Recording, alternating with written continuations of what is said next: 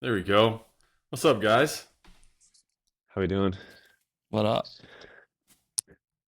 How's life? Zach, you're out in Illinois. Austin, tell us where you're at right now. Erie, Pennsylvania, brother.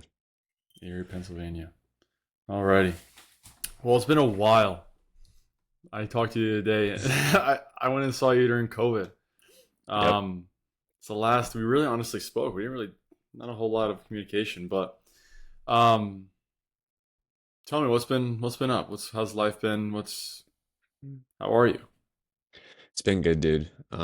Definitely found, I'd say, my balance a little bit more with baseball and managing life, not being fully consumed by baseball anymore.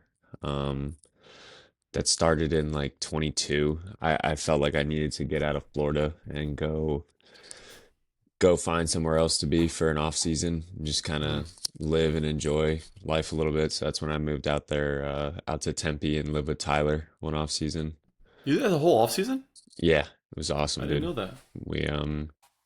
We spent a lot of time doing hiking on Saturdays. That was kind of our thing. It was like Yeah. train Monday through Friday. The facility was closed on the weekends. I wasn't a big fan of that. You know how we used to be at the field every day. Yeah, yeah. But found some solace in going hiking with Tyler, or a group of guys. Sometimes a group of girls would come with us too. And that really opened my eyes up to finding a little more balance, not just being baseball, baseball, baseball 24/7 my whole life. And then feeling, feel like when you do that, you get kind of lost when baseball's over. Yeah, absolutely. So that was the kind of push you to do it? To what happens Yeah, next? it was more so trying to prepare for that, but also um, I just felt like I needed, like I wasn't getting anything out of life. I was Hmm. just training. That was it. Yeah, Like welcome almost like to you it. don't have anything to talk about when you meet someone. It's like, oh, what do you do? It's like, oh, I, I'm a baseball player. That's it. That's all I'm interested in. It's kind of boring. Yeah. You know, that's so true. That's something actually like I think about often where I was actually having a conversation with Bella the other day, my sister. Um and it's hard to explain, but basically when you're in season, I feel like we backtrack in terms of communication wise, we backtrack in terms of socially and just daily interaction with people because we don't do it. Yeah, You almost are in this bubble for so long, and if you don't force yourself out of it to go downtown and like Zach, he's a big guy, and just to go into the town and just go to a coffee shop and be around people, he loves doing that, which is great when you're in that they're in that season mode, like they're Groundhog's Day every single day. for sure. I noticed that when I left and I got back home, it was a transition to get back into normal life, actually. Hmm. And I hated it. I hated that aspect of the job because I felt like I was almost backtracking on all the work I was doing on myself. Because I started kind of really working on things. I wasn't glad with how my life was going, and for a while. But 2021, my first spring training was when I really opened my eyes to what I needed to focus on. But I noticed when I left, I was like, wow, I really am lacking. And I same idea. Like you almost don't have anything to talk about with people. People are like, Yeah, what do you do? It's like, oh, I play baseball. And it's like, oh, what do you like doing? What are your hobbies? It's like baseball. And yeah, it's like, what else? No, I don't know, working out. Like you don't really have anything that you even like. And it's weird, but it's almost like you don't know yourself very well, essentially. You for know, sure. and obviously, as we get better, we figure stuff out. But And what that have was you go ahead. no, Zach? No, Zach, go. No, so I was gonna just say like that kind of came later in my career too. Like early in my career, like before Tommy John, I was just park home, and then Tommy John came and I had to find like the rehab guy was like, hey, you need to find a new hobby. And so then like that just kind of bled into those next seasons where I started, hey, let's just go out and do something. Let's just get out of the house and, go for a walk or go to the library or bookstore, whatever it may be.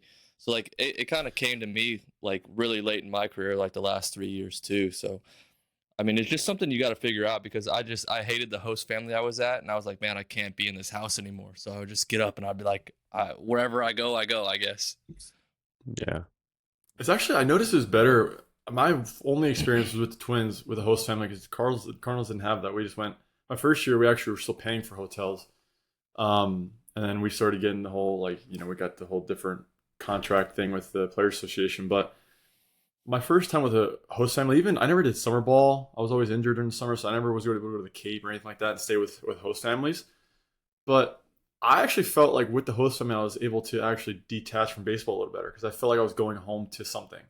If that makes Yeah. any sense. Instead of coming home to just a house with three players, I felt like I Yeah. actually was a little more sociable. I feel like So what? guys either love Mm. or hate their host family situation. I was Yeah. so lucky with every host family I got, dude. There was I always remember you like, told me during the Cape you were in good situations. yeah, it was always entertaining too. Like there was Yeah, always yeah, kids, like whether they were younger and like the house is just chaos because there's young kids there. yeah, Um, going at like when I did the USA thing, my host family had younger kids and like every couple days we were having like wiffle ball tournaments outside and that was fun. Going to the pool with the kids, throwing them in the water. Like it was always, I always had a good host family setup. Always took care of yeah. me, fed me well too. That's a So big one. what are your Yeah. new hobby? What are your new hobbies now in Erie? Like, what are you finding yourself doing?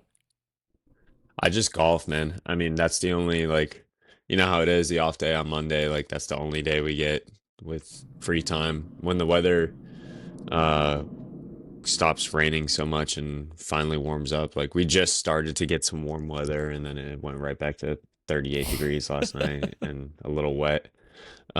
But when we get that consistent weather, I'll probably start waking up and honestly hitting the range a little bit on the days that I'm not pitching. Because I'm only 10 minutes from a really nice country club that we go to.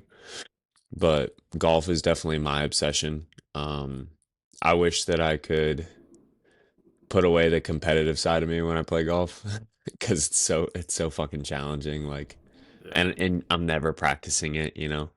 So I definitely play my best golf when I go out there with no expectations, but I enjoy it. It's fun. It's good to get out on the course with the guys, talk a little shit, hit the ball, smack it around in the woods a little bit, call it a day. That's what I'm getting into right now too. It's the best, dude. It's so addicting. It's It's how much better have you gotten since 2021? Because you were good then. Dude, I swear that I was a better golfer like the first year compared to like year five. Really? Yeah. I Why is don't know that? why. I have no idea. I think because I didn't know shit about golf. Like I didn't know anything about my swing. I didn't know how to fix anything. I just like would go out there and just hit it and it would just be decent because I You had was no expectation. athletic. Yeah, no expectation and athletic. Ah. Um, but we'll figure it I out mean, you were eventually. striking. I remember we went out. We only played one round, but in 2021, I remember you were hitting like a hybrid, what, like 225 or something, like straight as fuck. Dude, You're I mean, crushing them. I can hit the shit out of a golf ball, but it's not, doesn't matter how far you hit it, it matters where it goes. No, but you were hitting them. Like, you were striking them. That's one of the things when like someone tells you like, oh, I play golf often. You can tell by just like the way they hit. You can the way it sounds. It strikes. It just sounds different. Yeah, you And I can noticed. I definitely was like, you tell. you really hit it. But I that's don't when I know. was starting up. So I thought everyone was Tiger Woods compared to me. I just find myself learning something new like every day, like with golf. Like I'll get to this point where I get frustrated that I'm sucking, and then I'll be like, oh, like let's change something. Now I'm not. I'm just out in my backyard hitting the ball. I'm not actually on the course yet. But Hmm. I when I played for the first time like a week ago. I was like, oh, like this was fun. Like I actually hit the ball like in the fairway, like not in the fairway, but playable. And I was like, I'm not chasing it in the woods every hole. So I was like, oh, Yeah. so it kind of gave me like, oh, let's go play. It's so stimulating for baseball players because it's so simple, like it's so similar. It's a game that is super complicated, even though I mean baseball's a game of inches and golf's a game of millimeters, centimeters. And it's just like baseball when have that first experience of like a big time strikeout or a big clutch hit, whatever it may be. You have that experience, you're gambling on the course with your boys and you hit a clutch shot and you win $20 or whatever. It's the same feeling, chasing that feeling constantly. I guess it's something about being surrounded by failure and getting your glimpses of success instead of the contrary. Hmm. It's something when you're used to that in your profession, like we were or we are. you almost kind of seek it somewhere else. And that's something that Zach and I had conversations about outside of baseball since we're both done now. It's not so much the hard part I've found for myself. It isn't even so much the idea of not having the sport anymore. Because honestly, I got to a point I retired, yes, for injuries and stuff like that, but also because I was just Mm, fucking done with it. yeah, You know, just tired of the struggles, tired of just setbacks, and tired of all just wasted energy, I guess you could say. But that wasn't the hard part. The hard part was finding that outlet of like having that same feeling that baseball gave me, not because it was baseball, because I don't know if you want to call it obsession or if you want to call it like passion. I don't know what you want to call it. Love. Love hate relationship for sure, but definitely there was love involved. But like that stuff that is going to be the part that is hard to find because mm, odds are we'll never find that same passion for anything else outside like when baseball is said and done, you know. yeah, And I guess golf for a lot of people, even though maybe it's not on the same level, of course, because it's never going to be, we'll never play as competitive as baseball. But I mean, I find that that's something that is hard to find. You know, that for sure. feeling of, I don't, we all know what I'm talking about. It's just that feeling that baseball brought, and I know Zach feels it for sure. Absolutely. But, yeah, um, Well, I think like I, whenever you're in the middle of a shot, like when you're if you are distracted, like it's the same as pitching. If you're distracted, you're never gonna throw the ball where you want.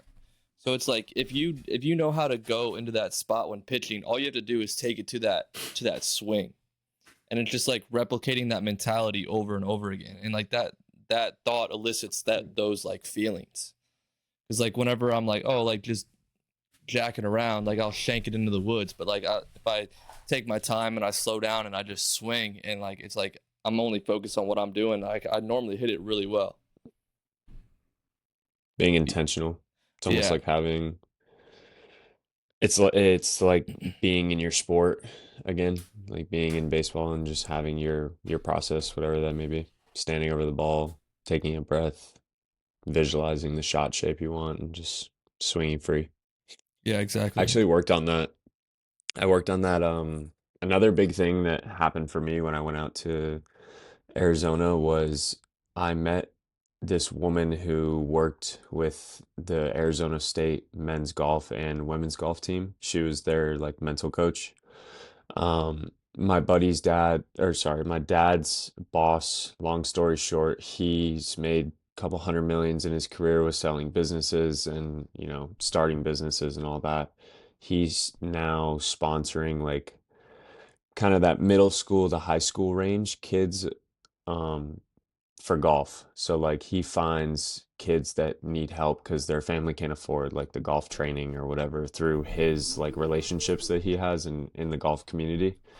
Um, and so he hooked me up with her because she was the mental coach for one of his like grandchildren, he calls them, that he was sponsoring these two golfers that were getting ready to go to college, and he pretty much would pay for their training, their mental training, their swing coach, their weight room training, like everything.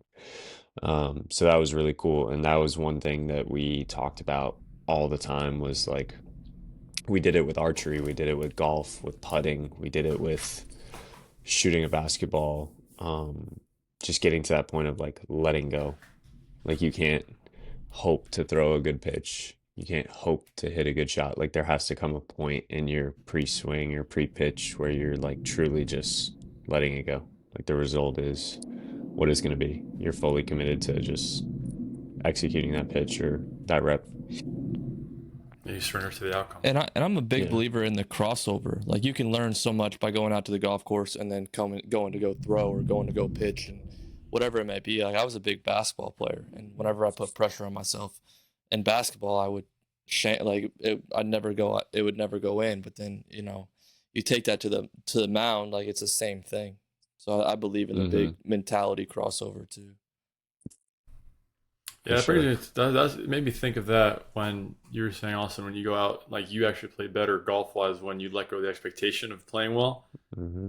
and it made me think, it was like, well, if that's your focus on your hobby, why is obviously easier said than done, but that could definitely be your focus for your profession, if not more importantly for your profession. For Have you sure. found that that's something that golf has helped you with? Is that something you're actively working on? Golf definitely helps me with it. Um, I would say it's just free reps at that point. Like, because there's gonna be days where, you're gonna have your C stuff, and all you can do is in baseball. It's easier to say all you can do. Like in golf, when I'm having, just a shit day, like all I can do is just enjoy it. Like it's a Monday and I'm on a golf course, so I'm not gonna be mad, you know? Mm-hmm. It's more so about controlling my emotions. But like when you have your C day in baseball, whether it be at the plate or on the mound, I think the biggest thing you can do is focus on what you're doing well that day and just double down on that. Like, if today my curveball I'm not landing and my cutter I'm yanking, okay, let's focus on the fastball and change up.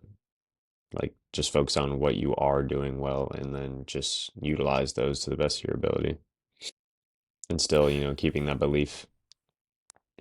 Take me through some of those mindset switches because when you say that, it's very different than. And granted, I'm not comparing you to 5 years ago. It's not really fair to you now, but it's very different than the person I was consistently around. You know, Hmm.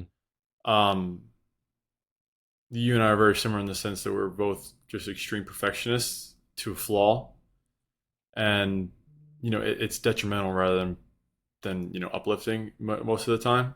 100%. Um, and you're one of those guys just like myself that you're starting with feeling your curveball, you just go out to the outfield, throw a flat, and you're just spinning literally 50 curveballs straight. Hmm. And what happens? Well, the first five maybe are okay. You'll throw a few bad ones, and you'll throw a few good ones, and then by the 40th and 50th, you're either shanking it or you're leaving them up like every other pitch. It's just there's Hmm. no in between, and then you just kind of end up with the whole. You kind of end up worse than you started. But what what was a mindset switch with regard to that? Because I guess in a way, letting go to just you know that whole side and just kind of focusing on what you're doing, getting your good reps in and getting out. That's something I had to learn. But when did that switch happen? So I think that kind of happened for me in pro ball. Um, because we spend so much time at the field, um, it becomes really, really redundant to just be obsessive and be searching for perfection that you're never gonna find. Um, but also like taking a step away from college and how I did things in college, and like a simple thing was, you remember how my starter day routine, it was like I was going out to like 3:30. I would pull down like 30. 30 is probably an exaggeration. Let's say I get like 20 good pull downs in as hard as I could. Plyo balls before all that. I was out on the field an hour before the game in the heat, 95 degrees in a summer game. And then I would throw 30 pitches in the bullpen. And then I would go down in the dugout and give myself like 1 minute before first pitch. And then I would wonder why I would throw 30 pitches in the first inning and struggle to find the zone and be exhausted. And then try to go 7, 8 innings after that. So when I did that in college, like I had to make a huge adjustment on my routine. I had to make huge adjustments on my sleeping. I had to make huge adjustments on my alcohol consumption. Like all of these things that I did, I feel like helped me kind of find myself a little bit versus constantly searching to be so perfect and so like obsessed with certain things. Sometimes you have to just put it down and come back to the next day. There's always another day when Yeah. you're playing a game that there's 160 games a year, right? Why get all bent out of shape when you're going to be able to work on it tomorrow? Yeah. Side note off of that, one thing I really enjoy doing is watching you throw long toss. You threw the furthest long toss I think I'd ever actually watched someone do consistently. Some people could just chuck a ball far, but you actually worked on stuff from 330 feet away. Yeah, I don't It do was it crazy. anymore. No, I I mean don't. I'm glad, but like it was crazy. I don't think I'd ever witnessed anyone throw a long toss that way consistently. It Yeah. was crazy. Only other person maybe was Logan Gilbert. I remember seeing him the day after it Hmm. started Super Regional. He's literally throwing the ball 350 feet the He day after still a does start. that. I'm like, yo, what's going on? I was But training. I was training with him. Not this past off season, the one before, or yeah, the one before. I was training with him, and one day I watched him go out, like do full long toss, and then came in, did some plyos, and then he threw 70 pitches off the mound on like a touch and field day. It wasn't even like a bullpen day. 70 pitches. And I was like, Gilbert, how are you throwing that much? Like I get it because I'm a yeah, volume monster too. And he was like, well, I'm trying to throw 215 innings this year. I was like, okay, sure, I get that. Like, yeah, that's not something I'm doing, so I get it. that's fair. Yeah, it's That's completely different. interesting. It's crazy how some people operate, dude. You get guys like that. You guys like Blake Snell that literally don't do anything. I was with Chris Paddock a good bit in rehab with the Twins, and he would tell me stories. Not talking shit about him, but they spend a lot of time with the Padres together. And he's just like, man, it's crazy. I'm sitting here busting my ass. He's one of those, gym heavy guys. Just it's how he is. Hmm. He's like, and then I got guys on my own rotation, like Blake Snell, that literally have never been in the gym. I have never seen Blake Snell in the gym before. Now I'm not sure if I that's an know. exaggeration or not, but it's just like he's just like, what the fuck? Some guys just got it like that, It's dude. crazy. You know how it is. Yeah, it's I crazy. mean, you and I were both, you, Tyler, and I, since we were the staff when we were there, Yeah, we're all super talented, but we were none of us were those guys that just didn't go to the weight room and didn't do shit. Like we almost did too much. I feel like I feel like Tyler was the one out of us three that yeah, had a little better balance. absolutely, You know, you and I were absolutely. obsessive in the weight room and obsessive on the mound. And is it a coincidence that you and I, of the three, you and I are the one that struggle the most? Yeah, He had his fair share of struggles, of course, and I don't want to take that away from him. But you and I definitely struggled more mentally than he did to a certain extent. 100%. And I don't mean to compare, but it's crazy how things work out. You know. Yeah, for sure. Um, One thing I wanted to get into is a little not outside of baseball, but a lot. You you and I have similar stories to a certain extent. Um, High school to college, draft stuff going through high school, Hmm. and I don't want to put myself in your shoes because I was never the prospect you were in high school, and to a lot of people that were listening, I'm not sure if you even know this, but I had a scout meeting my junior year of high school or college with the Blue Jays, and they were talking about stuff, and you came up with conversation. So just to tell you, usually what kind of prospect you were, they were talking about you in another meeting with another prospect. They were asking me about you. So we were talking whatever, and he's like, if Austin was draft eligible sophomore year of high school, he would have went number one overall, and that was a consensus. That was a consensus decision. Hmm. And now I don't mean to sit here and bring up the past, obviously, but the drop off is fucking tough, and when you know where you were at one point, and you feel like you've done everything properly, and it's just not there.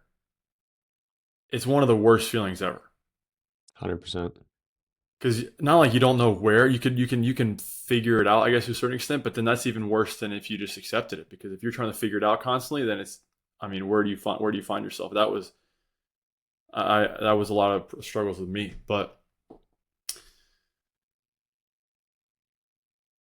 when you dealt with that from high school, and then you get injured your senior year, so you end up going to college, and take me through that, because I could take you through all the stuff that I experienced, this and that, and we went through that in the past on the podcast. But you, of all people, honestly, are one of the people that experienced a very similar drop off, and Hmm. that's not no disrespect to where you are now. That's 100%. not what I'm saying at all. But I'm just curious. Take me through that, and more so the back end of it. I want to know, because I haven't really talked to you like deeply in 3-4 years. Hmm. What has that drop off done to you now that you've figured yourself out, not, and more so it sounds like it looks like on a spiritual level rather than, just on an athletic basis. Like, what has it done to you? What has it helped you with? Who are you now because of going through it? Are you grateful for it? Are you resentful? I know it's a deep question, but I'm curious. I mean, I'm a firm believer in I'm where I need to be, you know? Uh, I found peace in religion, kind of like B-Mart, not to the extent, but I needed an outlet 2 years ago when I was really going through it. One of my teammates, Kerry Carpenter, who's big time player for Detroit, he was rehabbing in AAA, but he was in my draft. He was like a 30th rounder, one of the first guys to debut in my class. Um, just saw me going through it, and it was nice to kind of talk to multiple teammates that were very everything about their life revolved around God and finding that and trying to find, my search for that, how, how you go about dealing with things like that, whether it's family issues or such big letdowns like I went through. Hmm. But I just kind of stopped identifying with that person. You know what I mean? Like it's almost like an alter ego. Like I'm not that person anymore. Like I am in the positive way, meaning like I still have that ability, whether it shows every outing or not doesn't define me. But just kind of getting away from the whole idea that like baseball is who I am. Like it's my identity.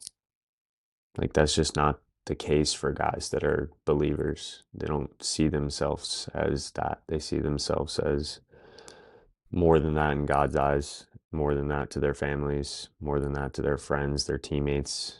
Um, it was definitely difficult though. I didn't really go through it in college. I feel like Hmm. you went through it a lot more in college. But yours was obviously a lot worse and different because you were dealing with injury. You were dealing with things you couldn't control, especially as, a teammate who admired you and your work ethic. Like I would always say to people, especially if they asked about you, as like, what happened to Luca? And I would say it was just so unfortunate watching how hard you worked and how dedicated you were to see you just never get rewarded for it. It was always a setback. There was always an injury. And then dealing with sleep issues, which obviously didn't help you with your injuries. Um, but I was able to move past it. Like in college, I didn't really see myself as that. It was pro ball that really kind of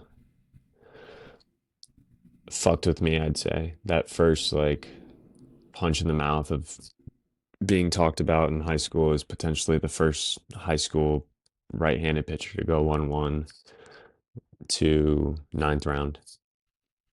Hmm. Um, and I was pretty fortunate to even sign in the ninth round, having like a 5.8 ERA my junior year and just being a mental head case and either punching out 10 or giving up 6 in 4 innings, like there was just no consistency. And I spoke with you about it a little bit last time we talked on the phone. I had to find a way to kind of let all that go. And that was my experience with mushrooms, just going to the woods Hmm. and kind of like letting go of that person and feeling like I was a failure because it just wasn't true. Like, things didn't work out the way that I wanted them to be, but it wasn't that I was a failure. It was that, we have to move on. You still have the opportunity that a lot of people wish you could have, you know, Yeah, absolutely. look like finding things to be grateful for. And I was definitely just grateful to, like, after that experience, I was grateful to still have the chance to play pro ball. I knew so many guys that there's dudes I played with in the Cape that hit 300 and didn't even get drafted, and they're hitting 300 in the hardest league to hit in college baseball. Like when you come across teammates that would do anything to play professional baseball and they didn't really get a chance, or they got a chance for a year and that was it. When like I still had all this opportunity in front of me, my family still loved me. I have a roof over my head. I think that's the biggest thing is just finding a way to be grateful and to be able to see through all the bullshit that baseball makes you feel, you know, the failure Mm, and all that. Just being a little more mindful of how lucky you are to have a lot of the things you have in your life. Do you think it's amazing. it is amazing? Do you think there's like more room to let go of more stuff for you, or more like Um, mentality? by let go, you mean, I don't, and I obviously I don't know you. This is the first time we talked, but just like having like I would classify it as having more fun. You know, just going out and enjoying each and every day for the max, like especially on like start day, instead of it being so serious, is just like letting it all go and just come to fruition.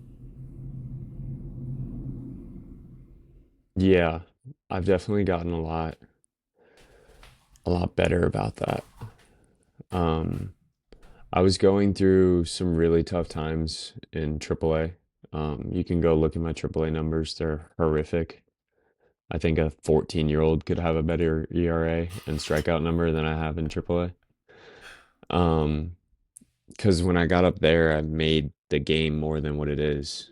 You know, like it's like it's a different game that I've never played. You know, I treated it like it's not something that I've been playing since I was 6 years old. Um, and that shit sucks. Like the anxiety of start day and you know, dude, I had to call out of a start one day because my stomach was so bad that I was going to the bathroom every fucking 5 minutes because of how anxious I was. I had like one coffee, barely could eat like a breakfast sandwich. I had like it was like a Sunday start. I think the game was at like 1:30 and it was like 11 and I went to the trainer. I'm like, dude, I need anti-diarrhea or something. And just didn't work. And I'm like, hey man, like I don't know what's going on with me, but I can't stop going to the bathroom. I'm going every 10 minutes. And like that's how anxious I was before starts. And like now I wouldn't say I'm like that anymore. It's just finding things. For me, it's talking to my mom, talking to my dad, calling my family, just say hey, killing time. Because they mm. don't because they're not like, are you ready for your start day? How you doing? Like, are you excited? Are you nervous? Like, there's none of that. It's just we just talk about it, whatever. Like, like I'm talking to my best friends.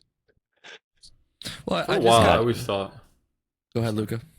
no, no, no. I was just, Well, I'm no. just saying, like you were talking about your host family earlier with the wiffle ball, and if you just like took your wiffle ball experience into like your start day, you know, there's just that freedom. Oh, I'm just playing wiffle ball, like I'm just out there having fun. I just would be curious to like know what would happen, because that's just kind of the way I attacked games whenever I was at my best. mm-hmm.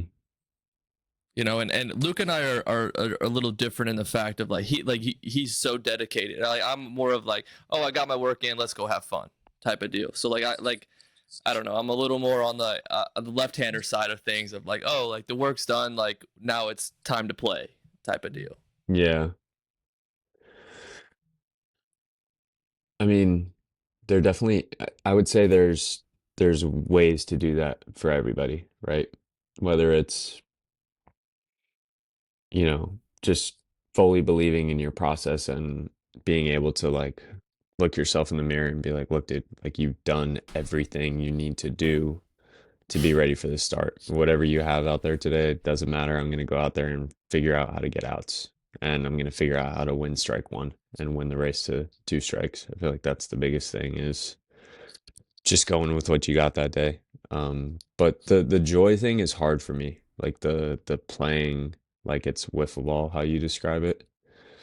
Like I remember how much fun I used to have. There was a church group thing I went to in middle school that every like I think it was every Wednesday we had wiffle ball and like I was fired up when I showed up. Like I'm about to go 3 for 4 today. I might hit one over the church. Like Yeah. excited to see all the girls too. Um whereas like now it's not that for me. Like it's my job. You know what I mean? Like I don't get excited like that for me. When It's did that just happen? When did that transition happen? Because I felt the exact same way. Honestly, I started feeling that. Honestly, I started feeling that even in college. But that doesn't mean I don't enjoy it. It's just that it's not like I'm not excited about it like it's a game like I'm a kid. Hmm. I wish I could be, but it's not. Um, Well, do it's you think it's definitely more realistic though? nerves. Well, Do you think it's why realistic? could, yeah, but he asked, why, is it realistic? And I ask, why not? Well, Is that not your I'll best let self? I'll let Austin answer. I don't. Do you think it's realistic Yeah, I do. to expect that? I don't. I don't think it's an expectation. I think you just show up and have fun. Yeah, but there is so much on the line. It's different, and Yeah. psychologically there's studies that show it. It's different. And I I mean, understand. I just look at it more like it's war than it is a game. Like it's, you know what I mean? Like from a psychological standpoint, it's war. It's my livelihood. It's Yeah, how I make money. It's exactly. how I, you know, afford my car payment. It's, like it's how it's a job more than it is like wiffle ball and being a kid. I think I lost that when I haven't experienced that since Team USA, to be honest, since high The school. freedom to play. Yeah. And at that point, just knowing that I was better than everyone. You know what I mean? In Well, my and like at that point in my career, I hadn't failed Yeah. and really like been humbled by baseball to where I don't know. I just felt like I was untouchable in a very like not ignorant, but just like naive way. Just hadn't experienced like I hadn't experienced life yet, you know? and I hear you.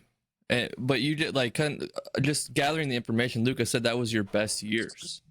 So why, like, to me, like, that's my best self is when I'm just like out there having fun, enjoying whatever I'm doing, whether it be golf, like longboarding, archery, like whenever I'm just out there like playfully having fun, like all of a sudden, like the first couple might be bad, but then all of a sudden everything just kind of falls into line, and it's just like bang, bang, bang, bang, and it's like everything's going my way because I'm, in my term, present.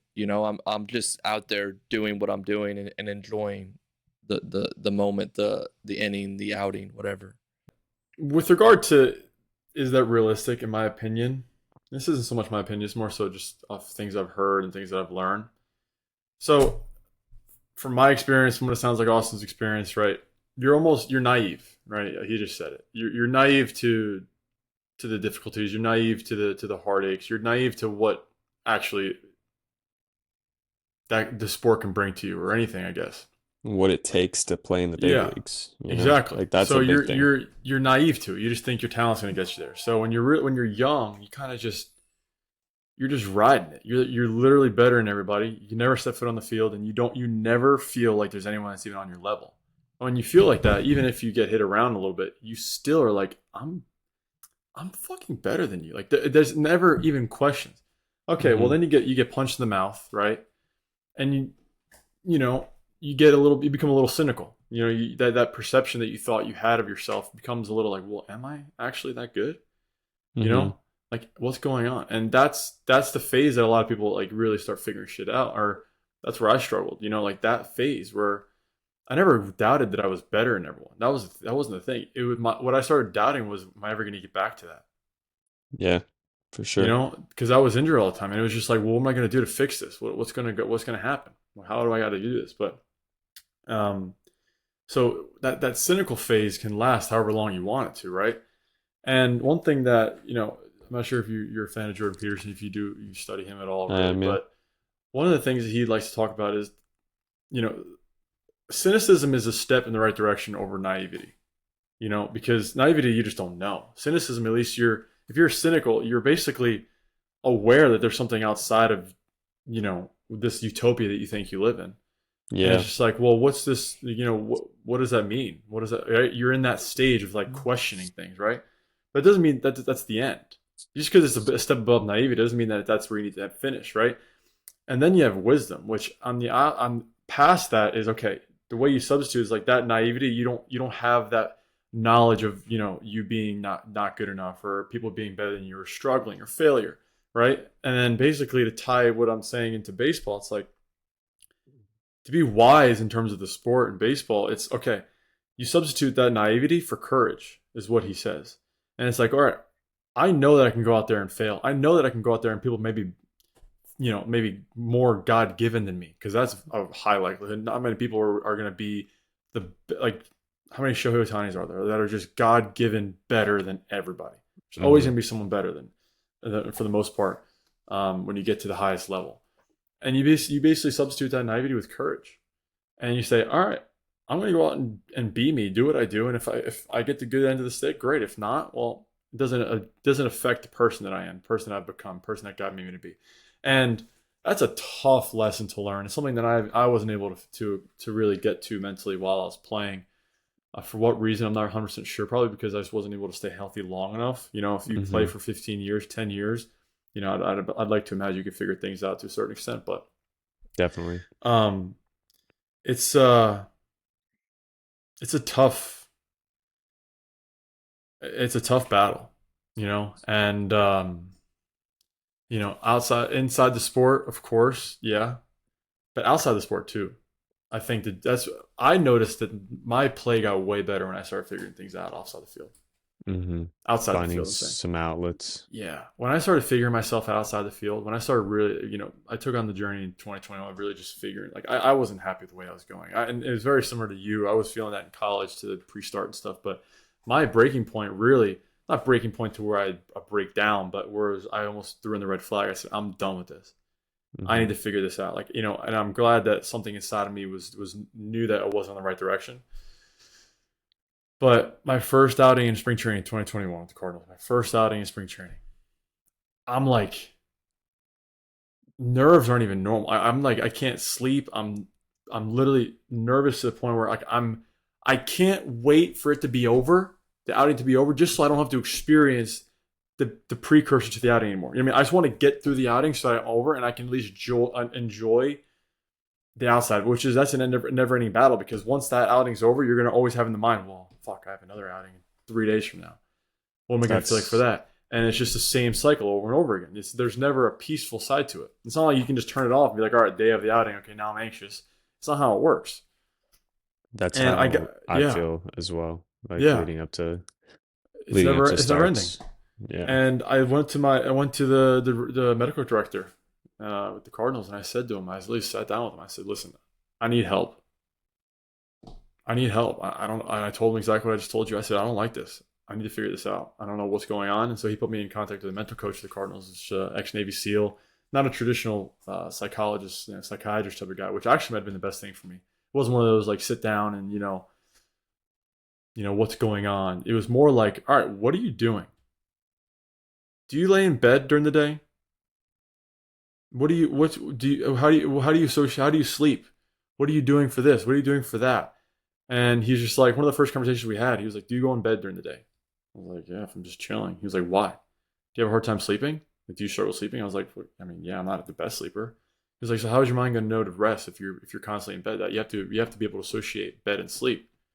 Mm-hmm. And I was like, oh, okay. And he was just like, well, what's your routine like off the field?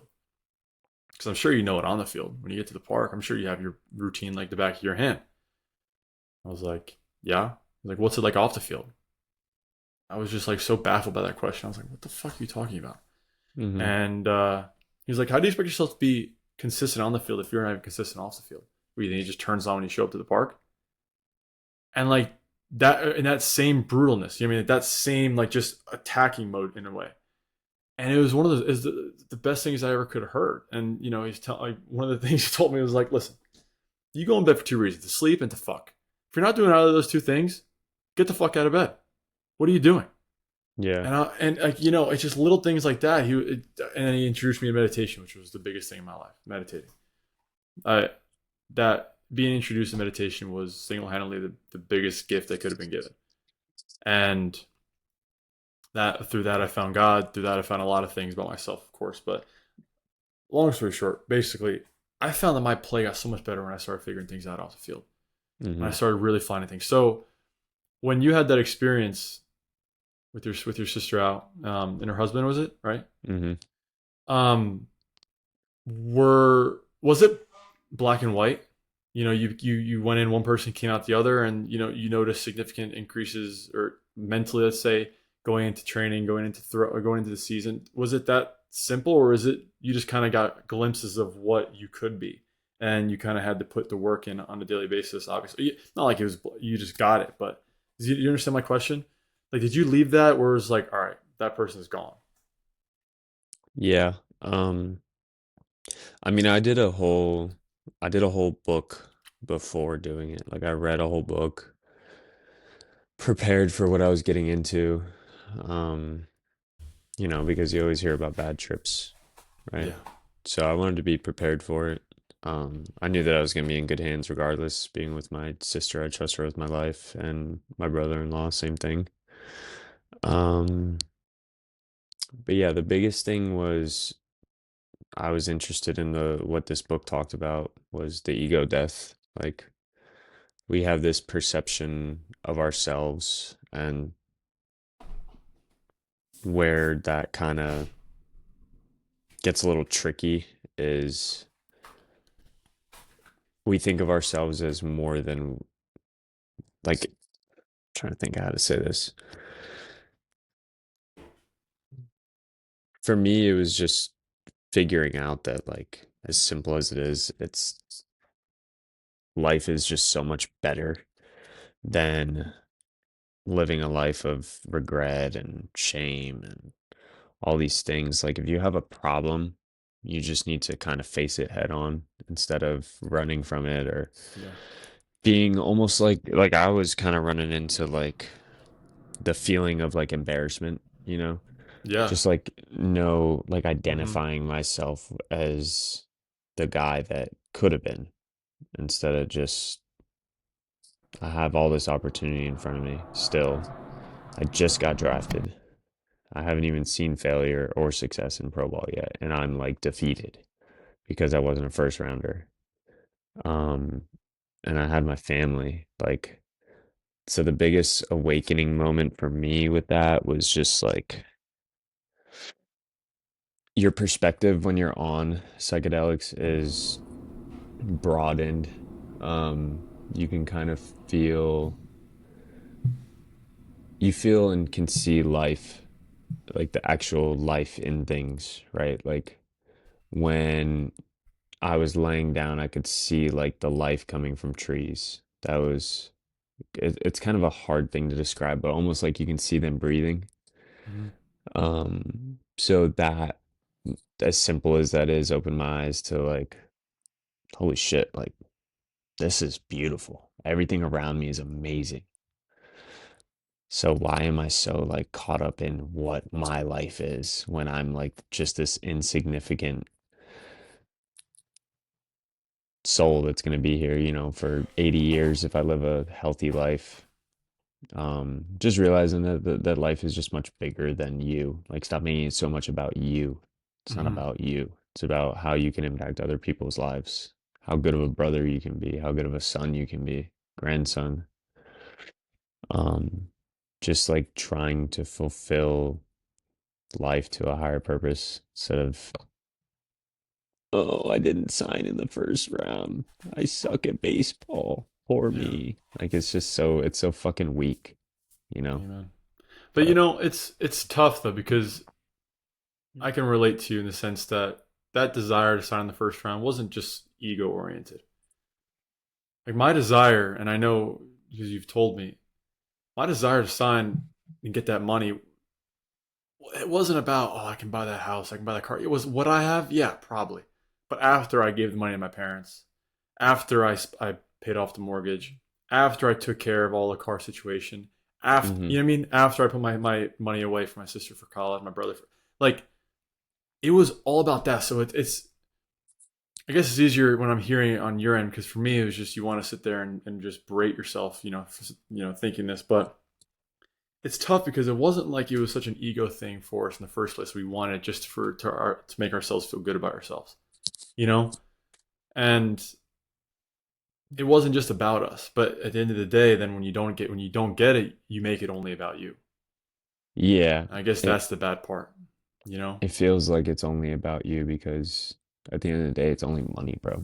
Exactly, exactly. Doesn't guarantee happiness. No. Like yeah, I was in a position, you were in a position to write a $50,000 check for your parents and not even feel it. you know? Really? And once you realize that they don't look at you any differently because they're your parents, they Hmm. want what's best for you. They wanted that because they saw the potential and how hard you worked, not because they needed the money.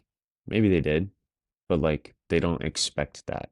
Like Yeah, once I yeah. realized that like my dad, who's a grown man, and my mom, who's a grown woman, they didn't expect me to help them. You know what I mean? And my parents always figured it out. But I felt like I owed them everything, Exactly. as I'm sure you did. And so that came with a lot of resentment towards the game and resentment towards how I operated in college. My biggest thing was like my mental health was at its worst in college because of drinking. I mean, you knew how much I was getting fucked up. I was Yeah. I was getting way too I was just drinking too much. Like, and it became an issue when I was able to finally step away from college and realize like how much it affected my brain and my confidence.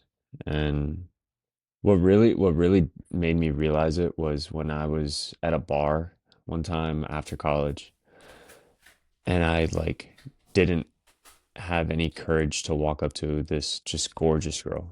She's just like standing by herself with a couple friends, like very approachable. Like there was nothing intimidating about this situation, but I didn't feel like I could talk to her because I wasn't drunk. Mm. And that was like a huge eye opener for me. That was like, whoa. You have three sisters. You've been talking to women your whole life. Like you can't talk to a girl because you're not drunk. Like that's an issue. And that Yeah. was I kind of realized that too with the whole mushroom journey I went on, just realizing like there's something wrong with me, but like there was nothing wrong with me before college and the draft. You know what I mean? So like what's the one consistent? And it was the college life of just like not really eating that healthy, not sleeping the greatest because you're out having a good time, and maybe chasing girls a little too much. Like just kind of focused on all the distractions, which was surprising because my parents gave me the freedom in high school to do that stuff and make wrong decisions and to learn from them. And I mean, I guess I didn't because I wasn't really like drinking like that in high school. I I'm gonna butt in real quick. The psychedelic experience had an effect on me too. Like I kind of got into that in Florida a little bit too, and I called it I found a freedom. But like my buddy presented him to me, and I did them with him. And you're exactly right from what I've caught. I was catching back in here, but it opened my mind to a lot of things that just I never really thought about in that way before. Like I thought my perspective broadened tremendously when I was on them. And then like at like post like trip you want to call it, it just like I kind of like I don't want to say I stayed there, but it was just like okay, like I my perspective didn't shrink back. Hmm. So it's just like I carried on that, that living with that freedom from like mine was like, oh, like I got to make my parents proud. And it's like I'm doing that. I like I'm living that life, and they're granting me this opportunity. So similar like story to you. And then like I just like I jumped into the water, dove into the water, and I just like I came up out of that water. And I was like, man, like I can just be free. Like I can just express myself how I want to express myself. And that kind of like catapulted me forward like into my mental health of like, hey, like just continue on your journey, like keep pushing forward, keep growing. Whatever it takes, like you can figure it out. But I had a similar experience with psychedelics on that part too. I feel like it simplifies life, you know? Like you can see how beautiful. For me, it was nature, right? Like Yeah. I was camping, I was in nature. Um, you can see just how like amazing. Like I didn't have this hardcore. Like I saw a little bit, right? But I wasn't like how the movies make it out to be, right? It was more so just like my perspective on when you look at something, like everything that you saw, you were able to make out the beauty of like, why is that beautiful? and like seeing life in it. Just like I said, like you could kind of see how everything was breathing, so you saw how just like fragile, but also how beautiful life in it of itself is. And like you said, just I'm doing that. Like I'm living, I'm currently making my parents happy. I'm currently a great brother. I'm currently a great, hopefully one day husband, a great son, like all these things that life is about, like I'm doing. So why am I so stressed about everything? Why am I so judgmental of everything? That was another thing too, like being very less judgmental afterwards, like very humble, Zach, don't say it, because it's scary. That's dude. I've Zach and I have had conversations. He's yelled at me over and over for the same exact thing. Judgment, bro. It's same thing. mhm. I agree with the heavy. Makes you just appreciate everything around you more. Well, yeah, and Yeah. like my experience with it is like it just I don't know if I already said it, but it opened my mind to like you can just be. You know, like I was on the beach and like the water, like just looking at the water is like you see the water differently. Like you're saying, like you're seeing the trees breathe. Like the water has a different property all of a sudden. Like you're taking light differently. Like I noticed I looked in the mirror. People say not to do it, but my pupils are extremely dilated, so they're huge and they're taking a lot of light. So you're like from the physical aspect, you're seeing it in a different way, but your mind isn't taking it in different ways. And there was a couple of my buddies just sitting there. I was like, I want you guys to ask me questions. Like I want to hear what I come up with. Like I want to talk. Like I want to think out loud. And Hmm. I don't know. The experience was like tremendous. Now I'm not recommending it, but like I wouldn't say no to anybody to do it. Like I think it's a great mental exercise as long as you're not addicted to it. Hmm. I worked You with a know, like girl, I and think it was a tremendous experience for me. Me too. I worked with a girl, Definitely and recommend it. she said, she was talking about like different drugs in general, but she said I learned that I'm capable of feeling that way even without them.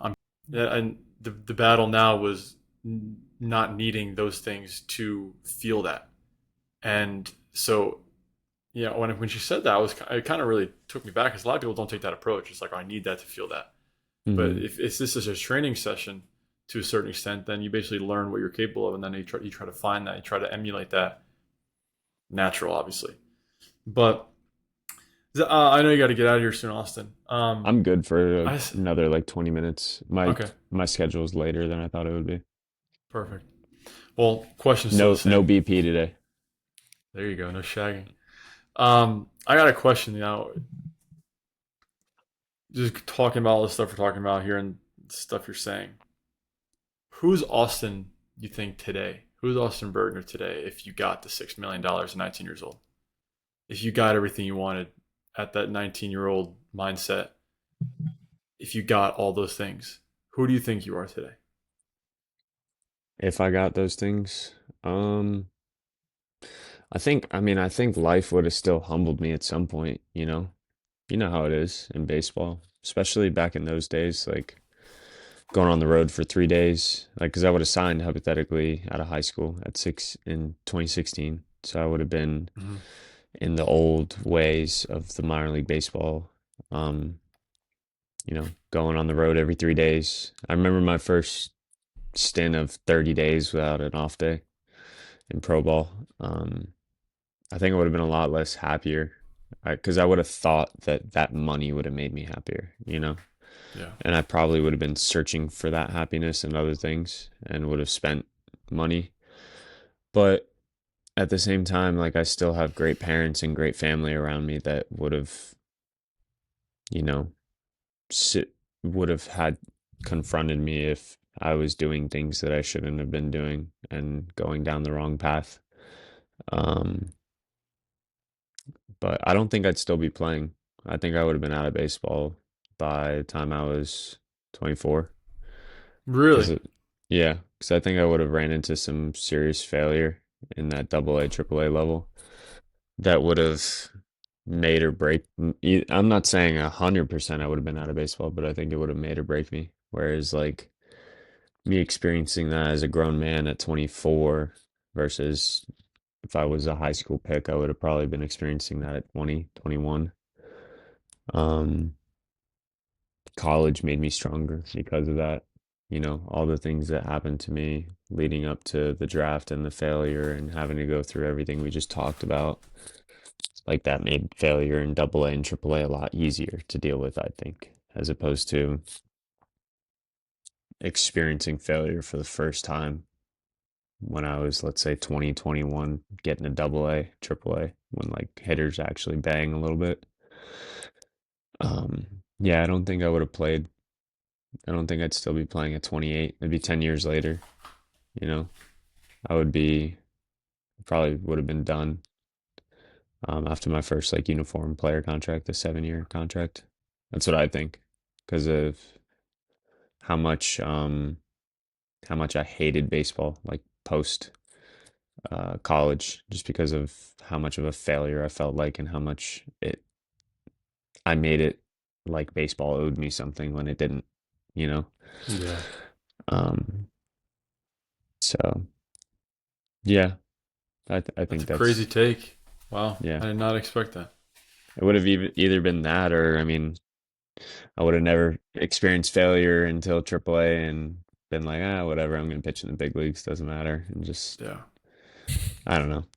It's an impossible question, obviously, Well, to you say. could It have really maintained that. is. You could have maintained that confidence, and you could have been, living the dream. I don't know. Yeah. Could have maintained that and been Hunter Green, Yeah, Yeah, maybe. literally. sitting 100, throwing There's 90-mile-per-hour there's wipeout sliders. yeah, but even he absolutely sucked for a while, honestly. Like not terribly, but I mean he was getting slapped around.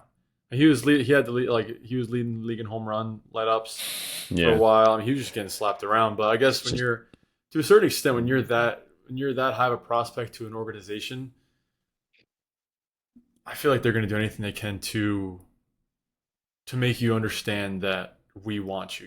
And I think the idea, and I don't mean to sit here and bash on all the high prospects because they earned it, right? But when you're in a situation where there's no security, it's really tough mentally, and that's kind of what 90% of minor league players feel when you don't have security in what you're doing, and not even security is like we're gonna have you around, right? hmm More so like security in the sense that you can like fail. job security. Yeah, like you can fail.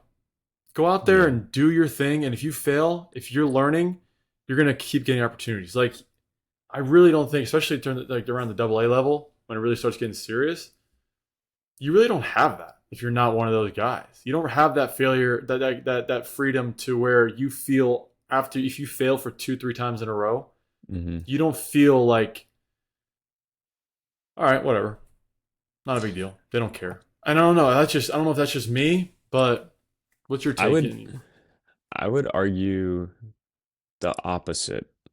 More so.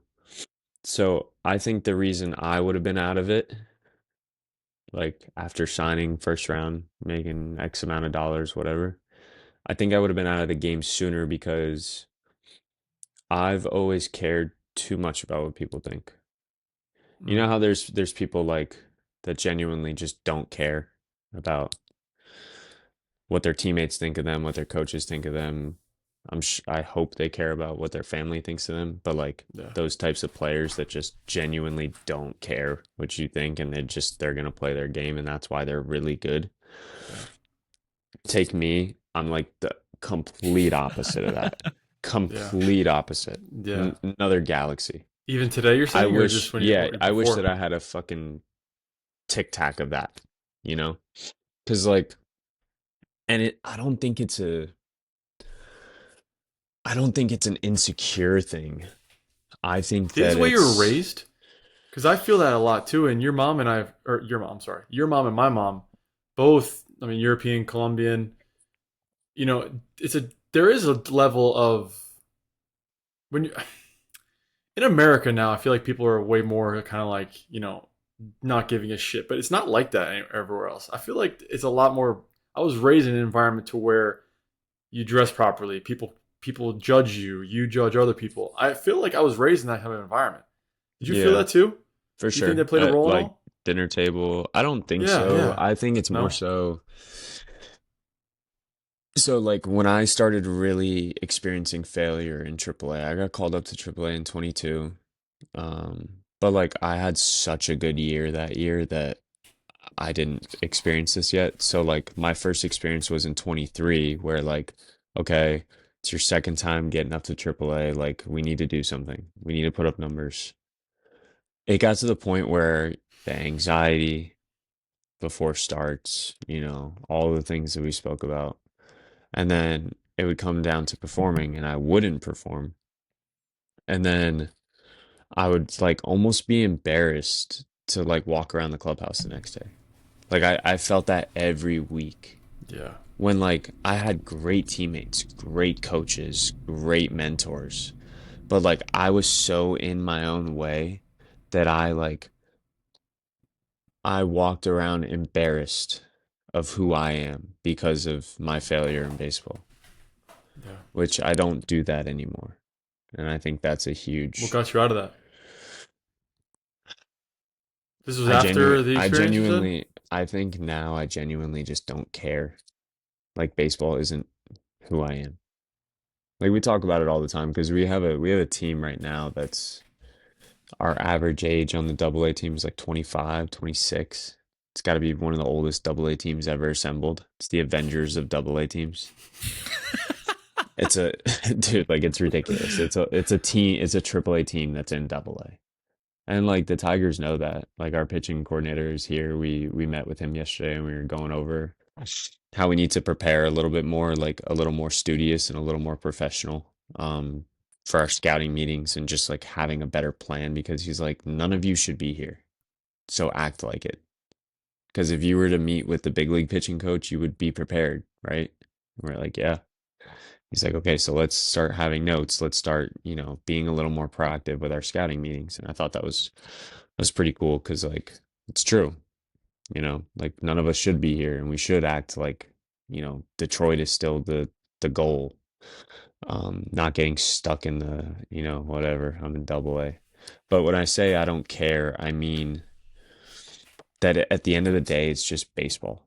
Like I'm going to show up every day. I'm going to do what I need to do to have success. I'm going to be a great teammate. I'm going to be, enjoying my time at the field. And I thank God every day during the national anthem. Just thank you for another day to be able to wear a baseball uniform, like not taking that for granted.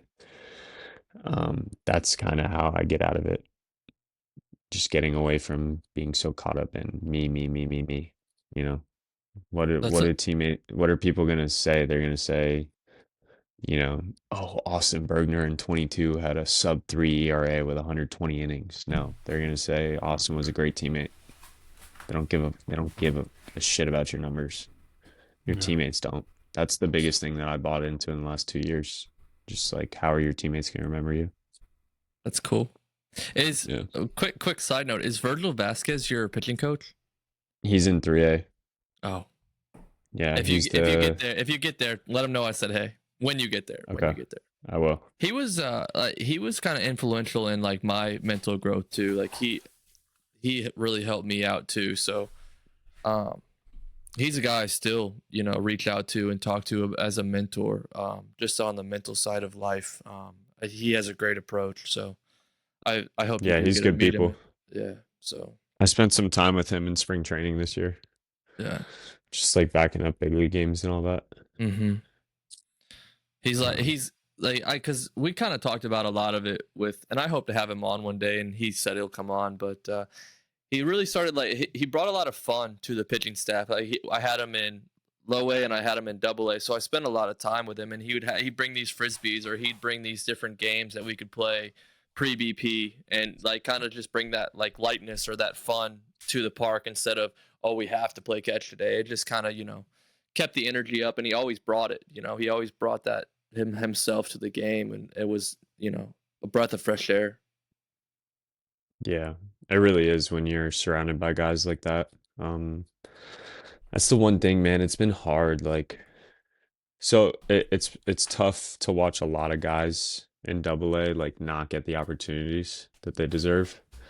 Like for example, last year we had and this isn't me talking poorly about the organization. It's just how you guys know how the game is. It's, sometimes you get an opportunity with one org and then another org doesn't think you're that good. And then you're in the big leagues a year later, right? Like we had a guy last year, Gage Workman. He hit 290 with us with like 20 homers, was MVP of this season probably. Gets big league rule followed by the Cubs. Like was in Erie, PA with me last year, just grinding it out, trying to get to AAA, trying to get out of AA because we say this is where careers go to die in our organization. If you don't make it out of here in a year, you're kind of stuck. But it's just good to be surrounded by guys that like I can genuinely say I've been surrounded by guys that like we just roll with it, dude. We just roll with the punches. Like it's professional baseball. It's gritty. You guys both know how it is. It's not pretty. And if you can't show up every day and enjoy it, then it's going to be pretty fucking miserable, you know? So you just need to figure out what can I do to take care of what I need to take care of, enjoy the time with my teammates, because it all comes to an end pretty quick. Mm-hmm. Just Amen. truly Amen to being that. grateful. Just being grateful. Amen to that. Yeah. And it's a battle because when you're with each other for 140 days in a row, literally, Mhm. it's more than that. It's been training off days. Spring training is the hard one for me, bro. That like spring training this year almost broke me. Like I Really? it's such a grind, dude. In spring training, it's just like the hours are so brutal. The schedule is brutal. You go back up, you don't throw, you gotta throw the next day, then you like it's just go, go, go, go, go. I don't know. I Well, just think spring spring training training, should be 3 weeks yeah. long. There's no Spring reason for it to training be two is months. it's exactly how it is for the major leagues.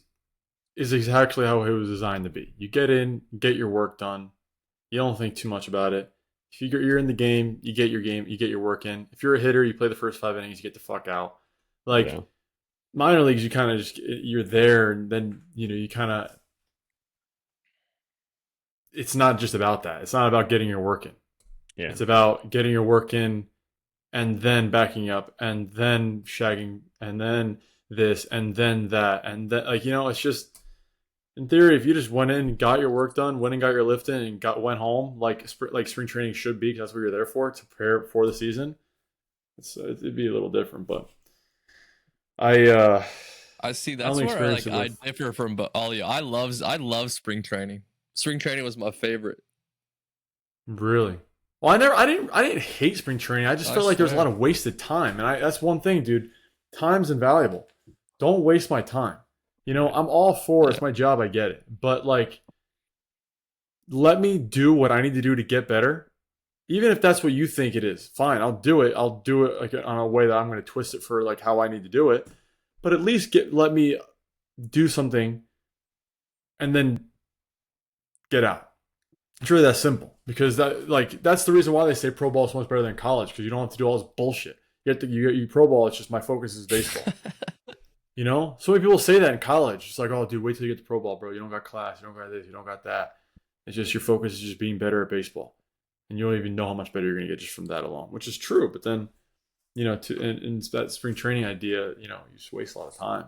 But not to complain about it, because it is to a certain extent a good time you're around people, but it's just a lot of wasted time, Yeah. and You really feel it too when,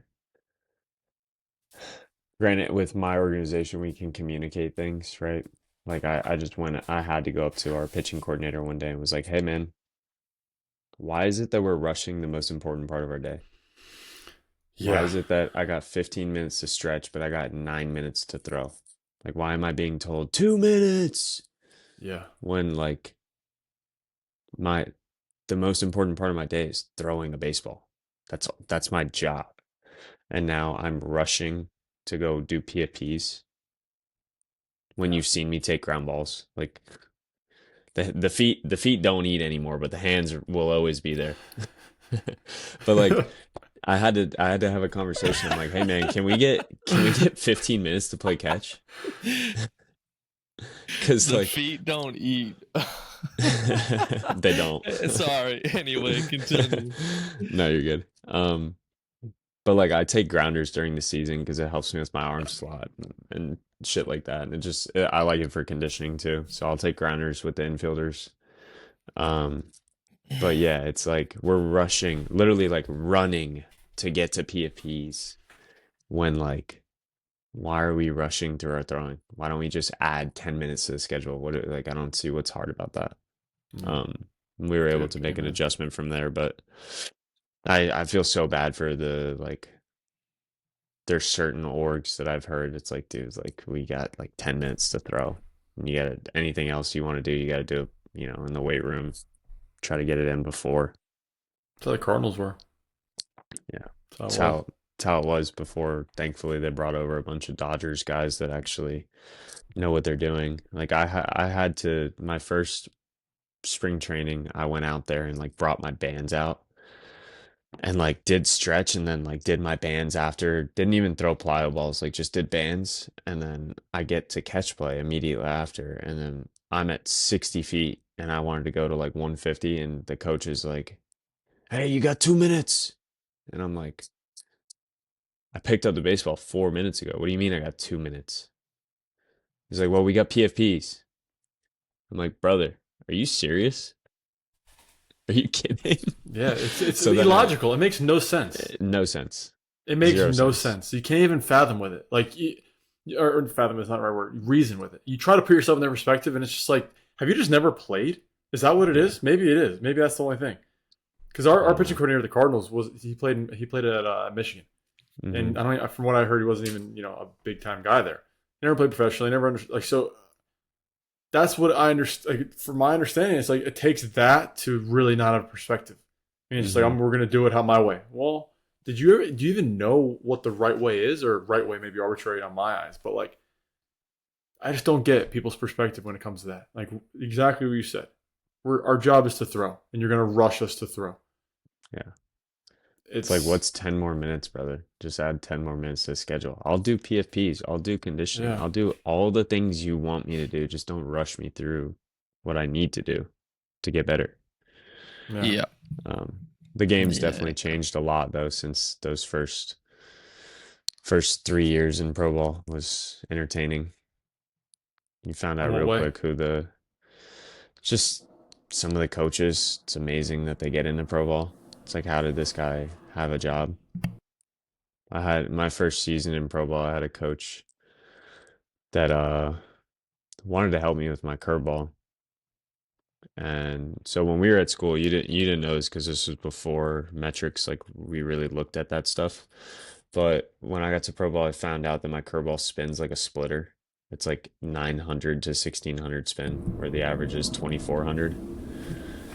So What? like the average for a big leaguer is 2400. Mine is like, bro, I've had outings where I've thrown a 900 spin curveball. I don't know how I do it, but What? yeah, it's super weird. So, but it's breaking negative 12 Yeah, to it negative moves. 16, and then it's horizontal is like -2 to +2. So it's straight down. Yeah, yeah. And so it was a good pitch. And it's kind of like it was an outlier before we knew like what outliers were. But this pitching coach was like, you spin the ball horrible. We need to, so like every day he's like, just have me rip curveballs and on Rapsodo, trying to like get to 2400 spin. And I'm so far away from it. And then finally, like 2 years later, once he was gone, thank God, we figured out like it's just as good to be below the average as it is to be above it. Yeah, As long as exactly. you're just not right in the middle where the average is, like it's a good pitch. Um, but I was working with another coach on it. He's trying to help me with my curveball. And then that coach like came out and saw us working and he just lost his shit. Like, I fucking knew it. You guys have been working behind my back and yada yada. Like, just starts screaming at the other coach and screaming at me. And I'm just standing there, like, with my hands up, like, what do you want me to do, bro? You're an asshole to me 24/7 and you won't help me. So I asked for help from somebody else. And now you're mad because of that. It was so weird, like, going from such a great college situation to that in the first couple of years of pro ball. Ego's the enemy. Yeah. And a lot of these coaches, bro, they think it's about themselves. And They it's think it's always the about guys that themselves. didn't pitch in the big leagues that act Exactly. like that. It's like, Exactly. Because they dude, feel like they have everything to prove.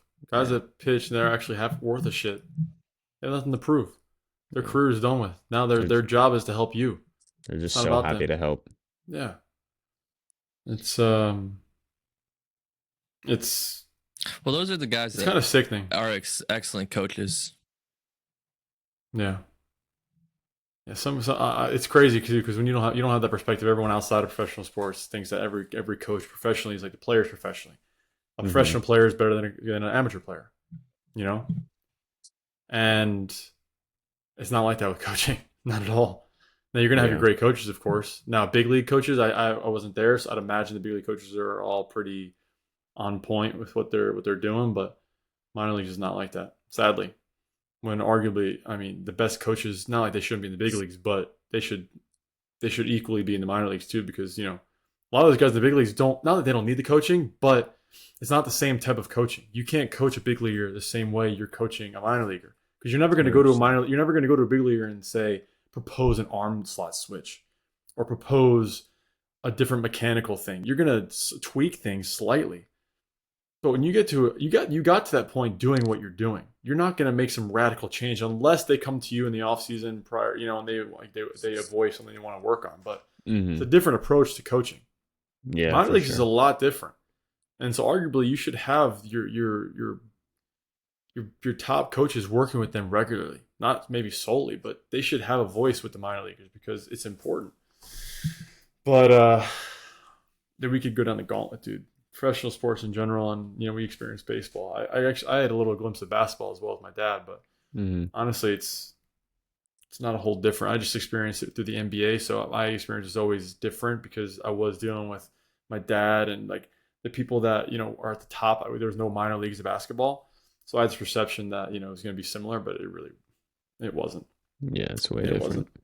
But A lot more money too. yeah, yeah, exactly.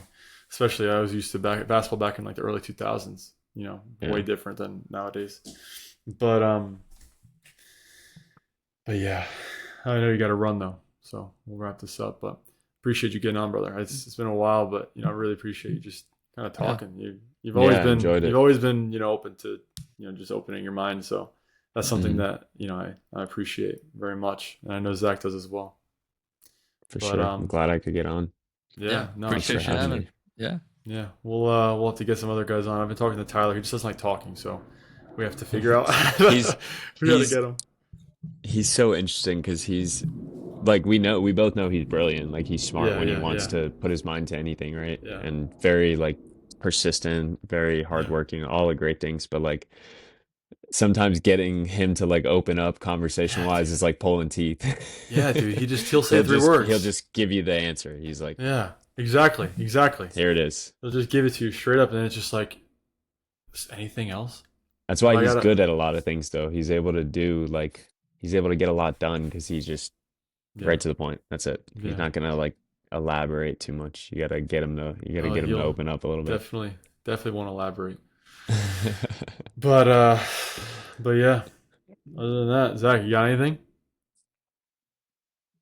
No, I appreciate you hopping on. It was a great conversation, and best of luck to you.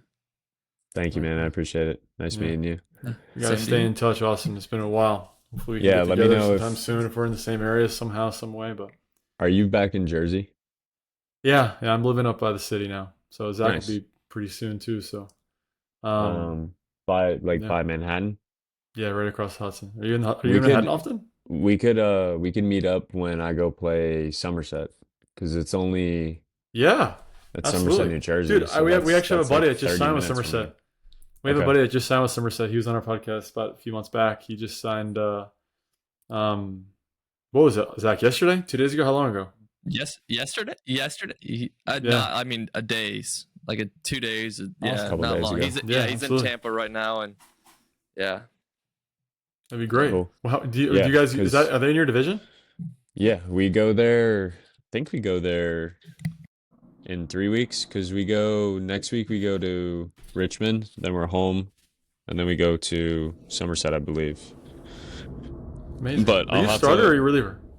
We're leaving right now.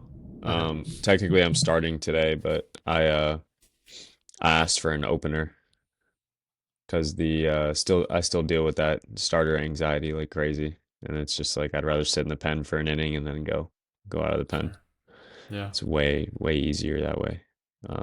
Which is so funny because it's like you're almost tricking your body. Like it's different, but it's not. Pitching is Yeah. pitching. Like I don't get anxious coming out of the pen. I love that little rush. Bergner's in the game. Like that's fun. It's more fun than starting. And it's crazy because I think if you told yourself that in college, your freshman year, you didn't really like relieving at all. You wanted No, that steady routine. And the routine's nice, but like I did love coming out of the bullpen in big situations. My It's the freshman year, that best. shit was sick. Like Bergner's coming in with bases loaded, get us out of it. That was so fun. yeah, yeah, But yeah, I'll definitely let you know when I'm in Somerset. We'll get up. We yeah. should Please. have 1, maybe 2 day games that week. So I'll probably plan to go to the city. We can go eat, walk around, just hang Amazing. out. I mean, I could even if it's works out with work wise. I mean the weekends I have off unless I'm on call, but I can Okay. come out and see. But yeah, if you're in the city, 100%, I'd Awesome. love to. I'd Awesome. love that. Well, I'll be close. 30 minutes. It's a 30-minute train ride from Somerset to Manhattan. So Amazing. we'll do something for sure. Yeah, absolutely. Please let me know. All But right, boys. anyways, good luck today, brother. Appreciate you having Pleasure. on. Thank I'll you. talk with you Thanks soon. for having me. See you guys. Yeah, yeah. See ya. Peace.